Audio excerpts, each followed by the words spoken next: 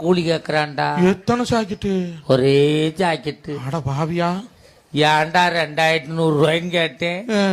Sir, உங்க teacher ஜாக்கெட்ல ஜன்னல் வைக்க சொல்லியிருக்காங்க. ஆசாரி கூலி 1100, கொத்தனார் கூலி 800, என் கூலி 300 நான்டா. சரி, கொடுத்துட்டு வந்துட்டேன்டா. தீபாவளிக்கு முதல் நாள் நைட்டு கொண்டாந்து ஜாக்கெட்டை கொடுத்தான்டா. சரி, காலையில ஜாக்கெட்டை போட்டுக்கிட்டு முந்தானே எடுத்து போத்திக்கிட்டு வர்றா மாப்பிள்ள. இப்படியா?